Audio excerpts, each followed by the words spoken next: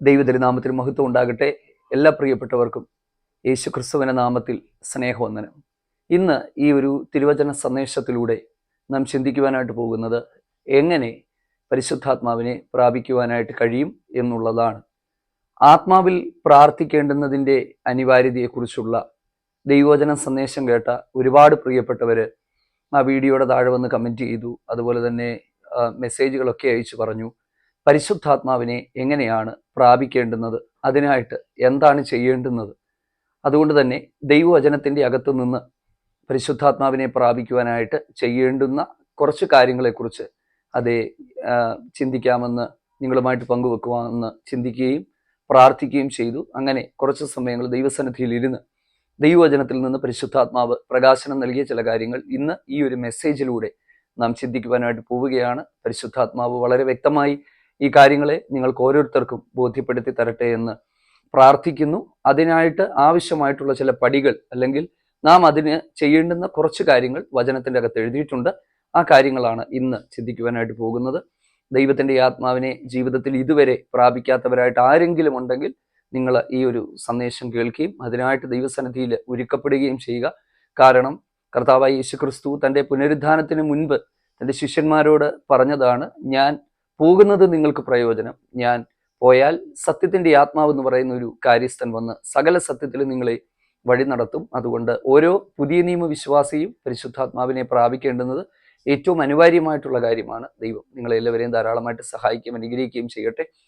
നിങ്ങളുടെയൊക്കെ പ്രാർത്ഥനയ്ക്ക് നന്ദി പറയുകയാണ്. കുവൈറ്റിൽ സുരക്ഷിതമായിട്ട് എത്തിച്ചേർന്നു. ഇവിടെയുള്ള ശുശ്രൂഷകളൊക്കെ അനുഗ്രഹമായിട്ട് പോകുന്നു. നിങ്ങൾ ഓർത്ത് പ്രാർത്ഥിക്കുന്നു എന്നറിയുന്നു. വാട്സാപ്പ് നമ്പർ വർക്കിംഗ് ആണ്. നമ്പറിൽ നിങ്ങൾ പ്രാർത്ഥനാ വിഷയങ്ങൾ അയക്കുക. നേരിട്ട് വിളിച്ചാൽ ഒരുപക്ഷെ കിട്ടത്തില്ല. ആർക്കെങ്കിലും ഇവിടുത്തെ കുവൈറ്റിലെ നമ്പർ ആവശ്യമായിട്ടുണ്ടെങ്കിൽ നിങ്ങളത് പറയുക. ആ നമ്പരും നിങ്ങൾക്ക് നൽകി തരുന്നതായിരിക്കും. ദൈവം നമ്മെ സഹായിക്കട്ടെ.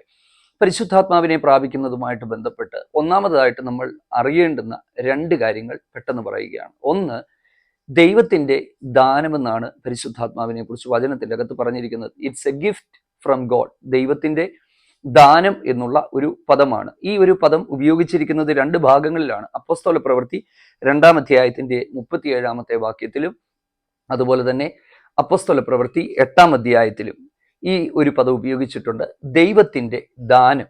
അപ്പോൾ ഈ ദാനം എന്ന് പറയുന്നത് ആരും നേടിയെടുക്കുന്നതല്ല, പ്രാപിക്കുന്നതല്ല. ദാനം എന്ന് പറയുന്നത് ദൈവം മനസ്സലിഞ്ഞ് കരുണ തോന്നി നൽകി തരുന്നതാണ്. അതുകൊണ്ട് തന്നെ നമ്മൾ മനസ്സിലാക്കുക, പരിശുദ്ധാത്മാവിനെ പ്രാപിക്കുന്നു എന്ന് പറയുന്ന ഒരു പദം നമ്മൾ ഉപയോഗിക്കുമ്പോഴും ഇതിനെ ദാനമായിട്ട് വേണം നമ്മൾ കരുതാൻ. കാരണം നമ്മുടെ കഴിവ് കൊണ്ടോ നമ്മുടെ മിടുക്ക് കൊണ്ടോ നമ്മുടെ പണം കൊണ്ടോ ഒരിക്കലും ദൈവത്തിൻ്റെ ആത്മാവിനെ നമുക്ക് പ്രാപിക്കാനായിട്ട് പറ്റത്തില്ല. It's A free gift from God. ദൈവത്തിൽ നിന്നുള്ള സൗജന്യമായിട്ടുള്ള ഒരു ദാനമാണ് പരിശുദ്ധാത്മാവ് എന്ന് പറയുന്നത്. ഒന്നാമത് നമ്മളത് മനസ്സിലാക്കിയിരിക്കുക. രണ്ടാമത്തെ കാര്യം എന്ന് പറയുന്നത് അപ്പോസ്തല പ്രവൃത്തി 5-ാം അധ്യായത്തിന്റെ 32-ാമത്തെ വാക്യത്തിൽ ഉപയോഗിച്ചിരിക്കുന്ന ഒരു പദമാണ്. ആ പദം എന്ന് പറയുന്നത് അനുസരിക്കുന്നവർക്ക് നൽകുന്ന പരിശുദ്ധാത്മാവ് എന്ന് പറഞ്ഞാൽ ദൈവത്തെ അനുസരിക്കുന്നവർക്ക് നൽകുന്ന പരിശുദ്ധാത്മാവ്. അപ്പോൾ പരിശുദ്ധാത്മാവിനെ കിട്ടണമെങ്കിൽ ദൈവത്തെ അനുസരിക്കുക, കർത്താവ് പറഞ്ഞ കാര്യങ്ങൾ അനുസരിക്കുക എന്നുള്ളതാണ്. ഈ രണ്ട് കാര്യങ്ങൾ നിങ്ങളുടെ മനസ്സിൽ പ്രാരംഭമായിട്ടിരിക്കട്ടെ. ഒന്ന്, ഇത് ദൈവത്തിന്റെ ദാനമാണ്. ഇത് ആർക്കെങ്കിലും കിട്ടിയിട്ടുണ്ടെങ്കിൽ ദൈവം ദാനമായിട്ട് തന്നതാണ് എന്ന് നമ്മൾ മനസ്സിലാക്കുക. അതിൻ്റെ അകത്ത് തന്നെ കുറേയധികം ആത്മീക ചിന്തകളുണ്ട്. നമ്മുടെ കഴിവുകൊണ്ടോ മിടുക്കൊണ്ടോ ഒന്നുമല്ല, ദൈവം തരുന്ന ദാനമാണിത്. രണ്ടാമത്തേത്, അപ്പം ഈ ദൈവം തരുന്ന ദാനമല്ലേ എന്ന് ചോദിക്കുമ്പം ആർക്കും കൊടുക്കുമോ? ഒരിക്കലും ആർക്കും കൊടുക്കുന്നതല്ല ഇത്. കാരണം പരിശുദ്ധാത്മാവ് വിശുദ്ധിയുടെ ആത്മാവായതുകൊണ്ട് തന്നെ ആ ഒരു വിശുദ്ധിയുടെ നിലവാരം കാത്തു സൂക്ഷിക്കാൻ അത് പ്രാപിക്കുന്നവൻ ബാധ്യസ്ഥനാണ്. ചില സമയങ്ങളിൽ അധികമായ സമർപ്പണം ദൈവം ഒരു വ്യക്തിയിൽ നിന്ന് ആഗ്രഹിക്കുന്നുണ്ട്, പ്രതീക്ഷിക്കുന്നുണ്ട്. അതുകൊണ്ടാണ് ചിലർക്ക് ഇത് കിട്ടാനായിട്ട് വൈകുന്നത്. ഓക്കെ, അതിനെക്കുറിച്ച് ഞാൻ പിന്നീട് പറയാം. രണ്ട്, തന്നെ അനുസരിക്കുന്നവർക്ക് ദൈവം നൽകുന്ന പരിശുദ്ധാത്മാവ് എന്നുള്ളതാണ്. ഓക്കെ, അടുത്തത് പരിശുദ്ധാത്മാവിനെ പ്രാപിക്കുവാനായിട്ട് വേദപുസ്തകത്തിന്റെ അകത്ത് എഴുതിയിരിക്കുന്ന ചില കാര്യങ്ങളിലേക്ക് ഞാൻ നിങ്ങളുടെ ശ്രദ്ധയെ കൊണ്ടുപോവുകയാണ്. കാരണം നമുക്ക് ദൈവവചനത്തിന്റെ അടിസ്ഥാനത്തിലുള്ള ഒരു സന്ദേശമാണ് ആവശ്യം. എന്തെങ്കിലുമൊക്കെ പറയുക എന്നുള്ളതല്ല. ഞാൻ ഒരിക്കലും അങ്ങനെ ആഗ്രഹിക്കുന്നുമില്ല.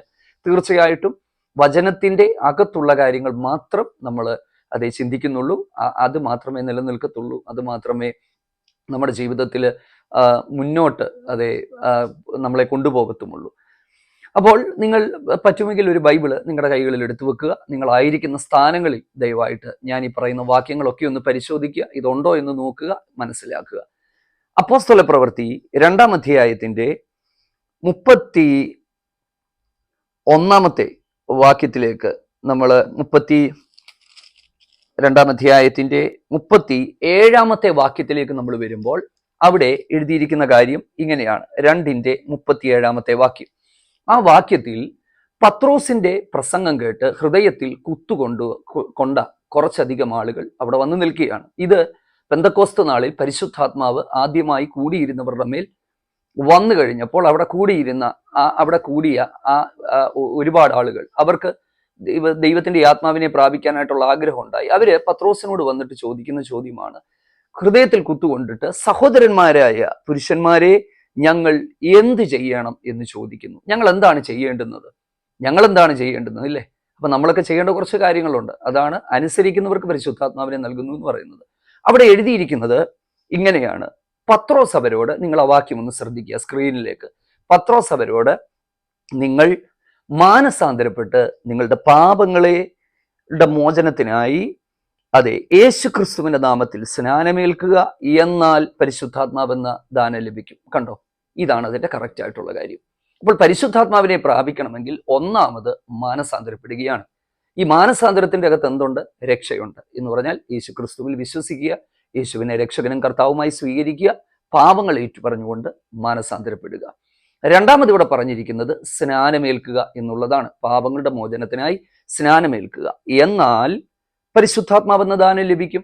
അപ്പോൾ ഇവിടെയും പരിശുദ്ധാത്മാവ് എന്ന് പറയുന്ന ഒരു പദത്തെ, പരിശുദ്ധാത്മാവ് എന്ന് പറയുന്ന ഒരു കാര്യത്തിനെ ദാനം എന്നാണ് പറഞ്ഞിരിക്കുന്നത്. ഓക്കെ, ഈ കാര്യം മനസ്സിലായല്ലോ.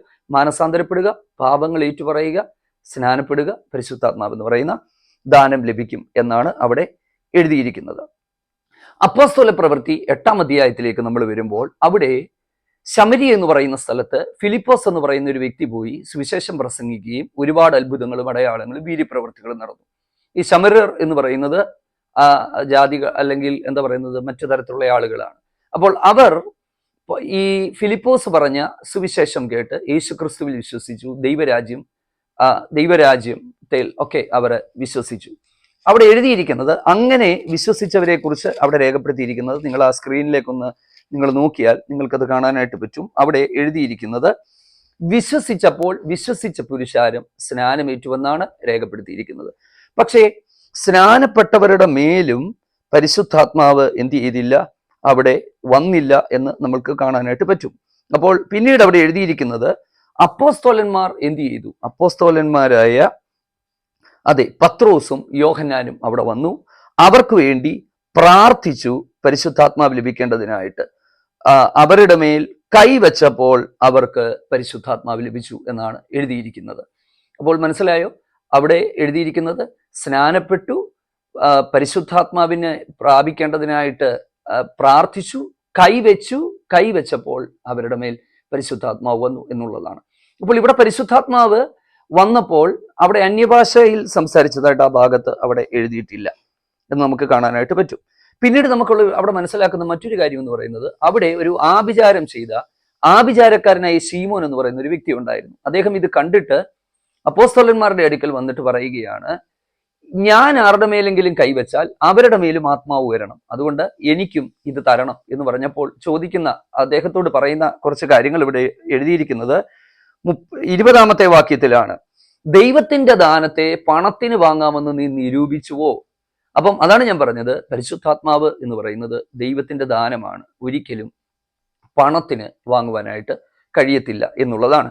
അടുത്തത് അപ്പോസ്തല പ്രവൃത്തി 10-ാം അധ്യായത്തിലേക്ക് വരുമ്പോൾ കൊർനെല്യോസിന്റെ ഭവനത്തിൽ വെച്ച് സംഭവിച്ചൊരു കാര്യം, വചനം കേട്ടവരുടെ മേൽ പരിശുദ്ധാത്മാവ് വന്നു എന്നാണ് എഴുതിയിരിക്കുന്നത്. പരിശുദ്ധാത്മാവ് വന്നതോടുകൂടി അവർ സ്നാനപ്പെട്ടുവെന്ന് അവിടെ എഴുതിയിട്ടുണ്ട്. അടുത്തത് അപ്പോസ്തല പ്രവൃത്തി 19-ാം അധ്യായം 1-ാമത്തെ വാക്യത്തിലേക്ക് വരുമ്പോൾ നിങ്ങൾ ആ 19-ാം അധ്യായം നിങ്ങളൊന്ന് വായിച്ചു നോക്കുക. അവിടെ നമുക്ക് കാണാനായിട്ട് പറ്റുന്നത്, അപ്പല്ലോസ് കൊരിന്തിലിരിക്കുമ്പോൾ പൗലോസ് ഉൾപ്രദേശങ്ങളിലൂടെ സഞ്ചരിച്ച് എഫസോസ് എന്ന് പറയുന്ന ഒരു സ്ഥലത്തേക്ക് എത്തുകയാണ്. എഫസോസിൽ എത്തിയപ്പോൾ അദ്ദേഹം അവിടെ കുറച്ച് ശിഷ്യന്മാരെ കാണുന്നു. ശിഷ്യന്മാരെ കണ്ടു, പരിചയപ്പെട്ടു, അവരോട് ചോദിച്ചു, നിങ്ങൾ വിശ്വസിച്ചിട്ട് പരിശുദ്ധാത്മാവിനെ പ്രാപിച്ചു എന്ന് ചോദിച്ചപ്പോൾ ആ ശിഷ്യന്മാർ പൗലോസിനോട് പറയുകയാണ്, പരിശുദ്ധാത്മാവ് ഉണ്ടെന്ന് ഞങ്ങൾ കേട്ടിട്ട് പോലും ഇല്ലെന്ന് പറഞ്ഞു. അപ്പൊ പൗലോസിന് അത്ഭുതമായി. പരിശുദ്ധാത്മാവ് ഉണ്ടെന്ന് കേട്ടിട്ട് പോലും ഇല്ലേ? അങ്ങനെയെങ്കിൽ നിങ്ങളുടെ സ്നാനം ഏതാണ് എന്ന് അദ്ദേഹം ചോദിക്കുകയാണ്. കാരണം പരിശുദ്ധാത്മാവിനെ കുറിച്ച് ഇവർ കേട്ടിട്ടില്ല എന്ന് പറഞ്ഞപ്പോൾ പൗലോസിന് സംശയം തോന്നി, ഇത് സ്നാനത്തെക്കുറിച്ചാണ്. കാരണം എന്താണെന്നറിയാമോ? സ്നാനപ്പെട്ടവർ അറ്റ്ലീസ്റ്റ് പരിശുദ്ധാത്മാവിനെ കുറിച്ച് കേട്ടിട്ടെങ്കിലും ഉണ്ടാകണം. കാരണം എന്താ? സ്നാനപ്പെടുമ്പോൾ പിതാവിന്റെയും പുത്രന്റെയും പരിശുദ്ധാത്മാവിന്റെയും നാമത്തിലാണ് സ്നാനപ്പെടുത്തുന്നത്. അപ്പൊ അവർ പറഞ്ഞു, ഞങ്ങൾ പരിശുദ്ധാത്മാവ് ഉണ്ടെന്ന് കേട്ടിട്ട് പോലില്ല. അപ്പോൾ നിങ്ങളുടെ സ്നാനം ഏതാണ്? ഞങ്ങളുടെ സ്നാനം യോഹന്നാന്റെ സ്നാനമായിരുന്നു. അപ്പോൾ അവിടെ പിന്നീട് എഴുതിയിരിക്കുന്നത്, യോഹന്നാന്റെ സ്നാനം മാനസാന്തര സ്നാനമാണ്, യേശുക്രിസ്തുവിന്റെ സ്നാനം എന്ന് പറയുന്ന ആ സ്നാനം നിങ്ങൾ ഏൽക്കണമെന്ന് പറഞ്ഞതിന് ശേഷം പിന്നീട് യേശുക്രിസ്തുവിന്റെ നാമത്തിൽ അവരെ സ്നാനപ്പെടുത്തുകയാണ്. അപ്പൊ യോഹന്നാന്റെ സ്നാനം എടുത്തവരെ തന്നെ വീണ്ടും യേശുക്രിസ്തുവിന്റെ നാമത്തിൽ സ്നാനപ്പെടുത്തുന്നു. ഓക്കെ, അപ്പം അതാണ് ഇതിൻ്റെ അകത്ത് ഒരുപാട് കാര്യങ്ങൾ ഇതിൻ്റെ അകത്തുണ്ട്. ഞാൻ ആ ഭാഗത്തേക്ക് എങ്ങും നിൽക്കുന്നില്ല. അവർ വീണ്ടും സ്നാനപ്പെട്ട് കഴിഞ്ഞപ്പോൾ പൗലോസ് അവരുടെ മേൽ കൈവച്ചു കഴിഞ്ഞപ്പോൾ നമ്മൾ വായിക്കുന്നത്, അവരുടെ മേൽ ആത്മാവ് വന്നു, അവർ അന്യഭാഷയിൽ സംസാരിക്കാനായിട്ട് തുടങ്ങി, അവർ പ്രവചിക്കാനായിട്ട് തുടങ്ങി എന്നാണ് അപ്പോസ്തല പ്രവൃത്തി 19-ാം അധ്യായത്തിന്റെ 6-ാമത്തെ വാക്യം വായിക്കുന്നത്. ആ പുരുഷന്മാർ ഏകദേശം 12 പേരായിരുന്നു എന്നുള്ളതാണ്. നിങ്ങൾക്ക് മനസ്സിലായല്ലോ.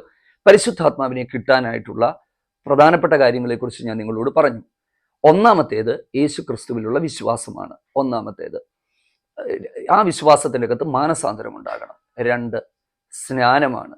ഈ സ്നാനവും പരിശുദ്ധാത്മാവിൻ്റെ അഭിഷേകവും അല്ലെങ്കിൽ സ്നാനവും തമ്മിൽ അഭേദ്യമായി കിടക്കുന്ന ഒരു കാര്യമാണ്. കാരണം പരിശുദ്ധാത്മാവിനെ പ്രാപിച്ചവർ സ്നാനപ്പെട്ടവരായിരുന്നു, അല്ലെങ്കിൽ പരിശുദ്ധാത്മാവിനെ പ്രാപിച്ചു കഴിഞ്ഞപ്പോൾ അവർ സ്നാനപ്പെട്ടുവെന്ന് വചനത്തിൽ അപ്പോസ്തല പ്രവൃത്തികളിൽ എല്ലായിടത്തും രേഖപ്പെടുത്തിയിട്ടുണ്ട്. അപ്പം ഇത് രണ്ടും ഭയങ്കരമായിട്ട് റിലേറ്റഡ് ആയിട്ടൊരു കാര്യമായിട്ടാണ് എനിക്ക് വചനം വായിച്ചപ്പോൾ മനസ്സിലായത്.